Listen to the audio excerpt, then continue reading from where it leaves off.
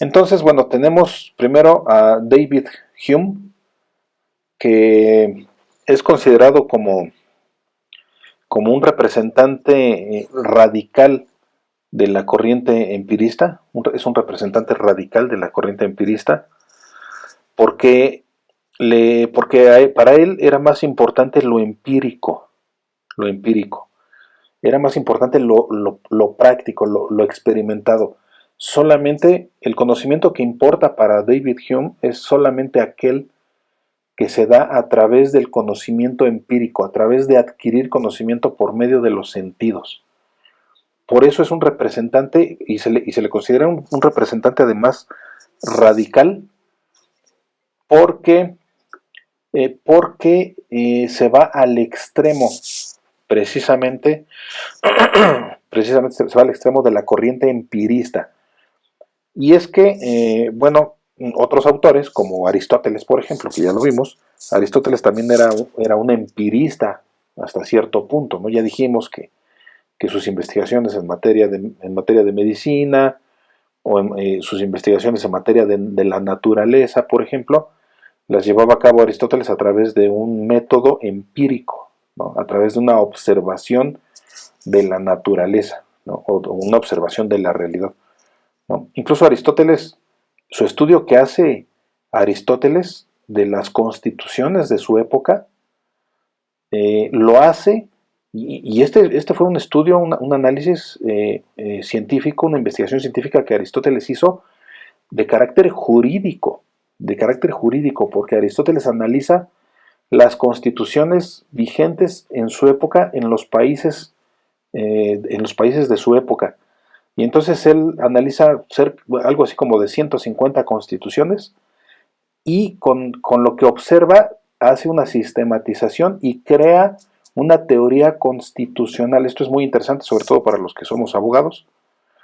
Crea una teoría constitucional y lo que hace Aristóteles es precisamente utilizar para ese análisis de esas constituciones de su época, precisamente lo que hace es aplicar el método de la observación y el método empírico, que es el que usaba él para hacer para hacer sus estudios y sus análisis, por ejemplo, en materia de botánica, o en materia de biología, o en materia de medicina, ¿no? O de astronomía incluso.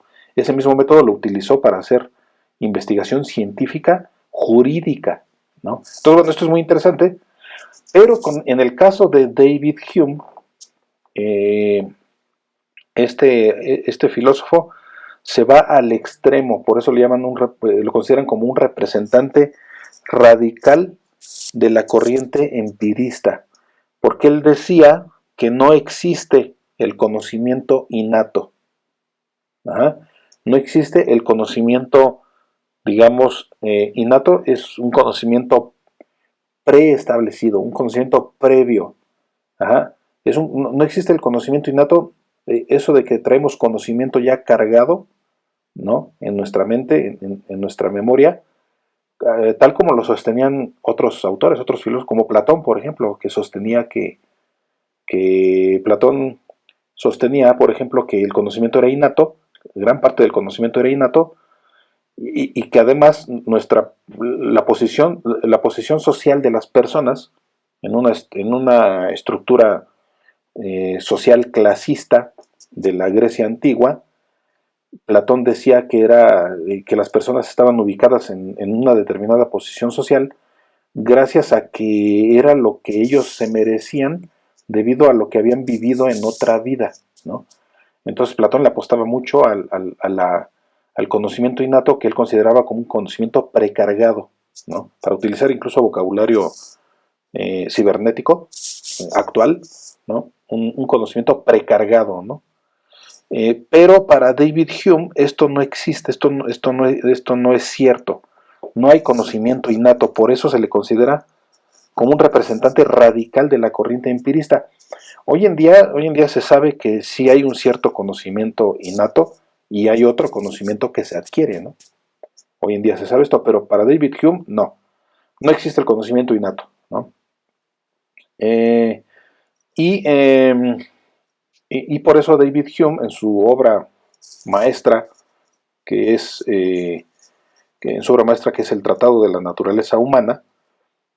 Por eso habla o se aboca mucho más, con mucha más claridad y con mucha más profundidad a estudiar la naturaleza desde una perspectiva empirista, porque para David Hume no le interesaba el aspecto innato, ¿no? No le interesaba porque él no creía que existiera ese tipo de conocimiento.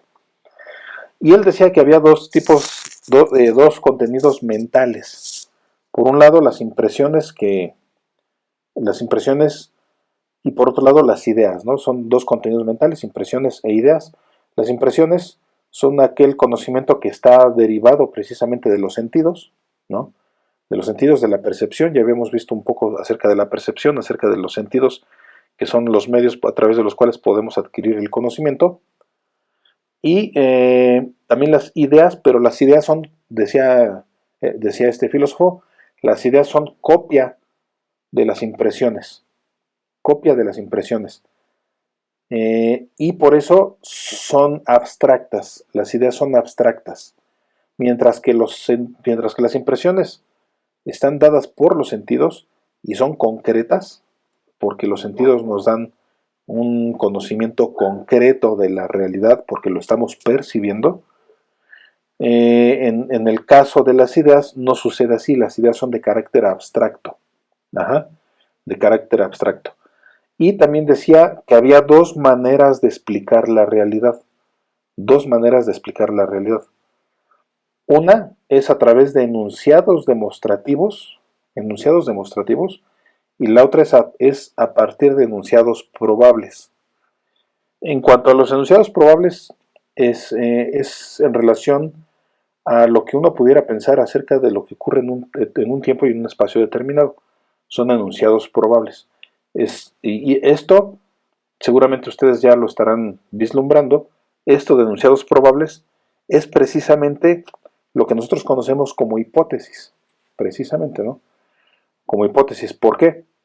Porque el conocimiento probable es un conocimiento tentativo, ¿no? Es un conocimiento tentativo que podemos nosotros utilizar para determinar lo que puede o no puede suceder en un espacio y tiempo determinado. Son enunciados probables.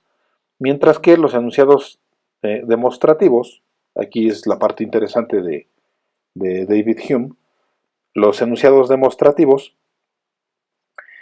son enunciados que no requieren de una comprobación. Ojo con esto. Los enunciados demostrativos no requieren comprobación. No requieren ser comprobados para demostrar su veracidad, su validez. Por eso se llaman enunciados demostrativos. Y por eso David Hume llama a estos enunciados, que los llama enunciados demostrativos, son en realidad enunciados autoevidentes. Autoevidentes. ¿Qué significa esto? Que la evidencia necesaria para poder verificar su validez o su veracidad se encuentra en el mismo enunciado. Por eso son autoevidentes. Enunciados autoevidentes. En algún momento yo les daba el ejemplo de que dice que lo que no está prohibido está permitido, por ejemplo, ¿no? Lo que no está prohibido está permitido. Este es un enunciado autoevidente, es un enunciado demostrativo. ¿Por qué?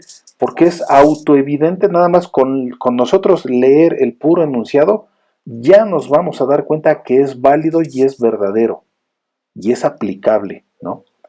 No necesitamos experimentarlo. No necesitamos experimentarlo. Este conocimiento no necesitamos experimentarlo para poder nosotros llegar o determinar a su veracidad o a su validez. Porque lo que no está prohibido, está permitido, es un enunciado de carácter autoevidente. Y así como este hay muchos otros ejemplos, ¿no? Muchos otros ejemplos de enunciados demostrativos, mientras que los enunciados probables no tienen esta característica, y más bien su característica es más hipotética, más de hipotética y de probabilidad, lo que puede ocurrir o no ocurrir en un tiempo y en un espacio determinado.